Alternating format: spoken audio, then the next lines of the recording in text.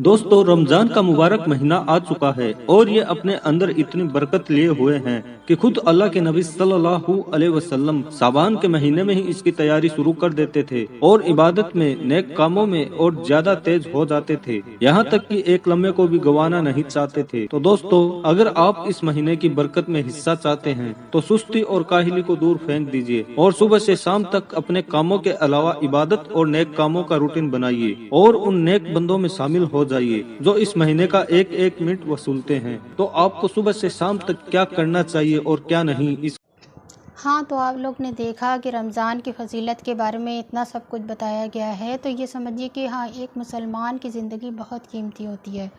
एक मोमिन की ज़िंदगी इस तरह से होती है कि वो अगर सांस भी ले रहा है और उसमें उसके दिल में ईमान है तो उसकी ज़िंदगी कीमती है। तो हाँ, जैसे कि बर्फ़ होती है, बर्फ़ अगर फ्रीज़र में रखी है तो वो जमी रहती है, अगर उसको बाहर निकाल दो वो पिघलना शुरू हो जाती है। ठीक उसी तरीके से हमारी ज़िंदगी भी बहुत कीमती है, लेकिन क्या है, जिस तरह बर्फ़ पिघलती है उस तरह पिघल रही है हमारी ज़िंदगी, लम्हा लम्हा पिघल रहा है। तो ये रमज़ान का महीना आया है, ये समझिए नेकियों का सीज़न है, तो हमें इन सब चीज़ों का जो बताया गया है, ये सब चीज़ों का ख्याल रखना है ताकि हम छोटी सी ज़िंदगी में ज़्यादा से ज़्यादा अजर पा सकें।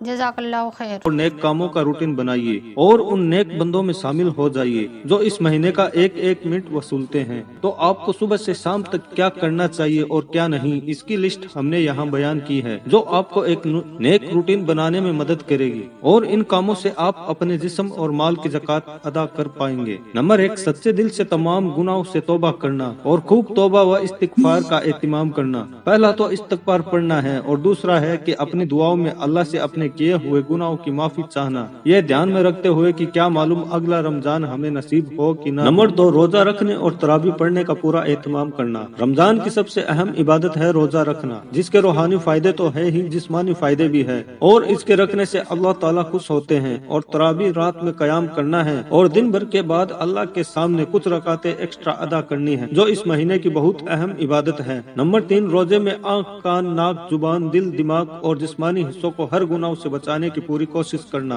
अगर आपने इबादत तो की लेकिन गुनाह से नहीं बच रहे तो ये वही बात हो गई कि कटोरे के बजाय छलनी में पानी लेना, जिसमें पानी तो आएगा लेकिन निकल जाएगा। वैसे ही एक तरफ नेक अमल तो करते रहे लेकिन दूसरी तरफ गुनाह से नेक अमाल को बर्बाद करते रहे। नंबर 4, बाद जमात नमाज का एहतिमाम करना। जमात के साथ नमाज अदा करने का हुक्म तो पूरे साल है और हदीस में इसकी ताकीद आई है और खासकर रमजान में तो इसका सवाब कई गुना बढ़ कर मिलता है, इसलिए कामों में मशगूल होकर इससे महरूम न रहे। नंबर 5, इसराक, चास्त, अवाबिन, सलातुल तस्बीह, तहतुल मस्जिद और तहज्जुद का मामूल बनाना। फर्ज नमाज के अलावा बहुत सारी नफले नमाजें हैं जिसकी अदायगी से हम अपने रब से और भी ज्यादा करीब हो सकते हैं और रमजान में तो इबादतों के लिए बहाना ढूंढना चाहिए और किसी भी तरह की कोताही नहीं करनी चाहिए। नंबर 6, रसूल अकरम सल्लल्लाहु अलैहि वसल्लम की तालीमात का मुताला करना। हमारे आका हजरत मोहम्मद मुस्तफा सल्लल्लाहु अलैहि वसल्लम ने एक मुसलमान को नेक और सच्ची जिंदगी गुजारने के लिए क्या सबक दिया है, इसको पढ़े और हदीस पढ़ने और उस पर अमल करने को रोजाना का मामूल बनाए। नंबर 7, कुरान करीम की जितनी तिलावत हो सके करना।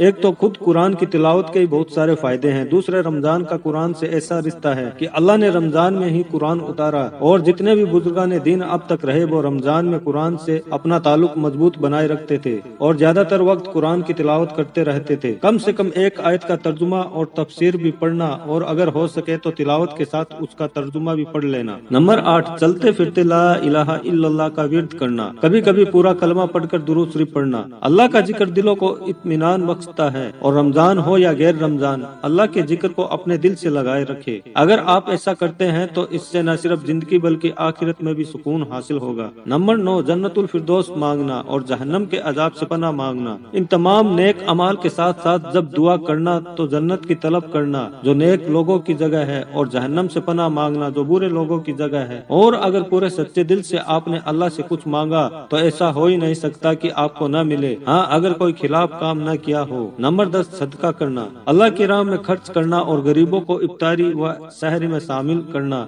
एक बहुत ही नेक काम है और सदका करना तो वैसे ही माल बढ़ाता है। तो अगर आप सदका करते रहे तो इंशाअल्लाह इस महीने का असर आपको पूरे साल पर दिखने लगेगा। अल्लाह हमारी कमजोर इबादतों और नेक तमन्नाओं को कबूल फरमाए, आमीन।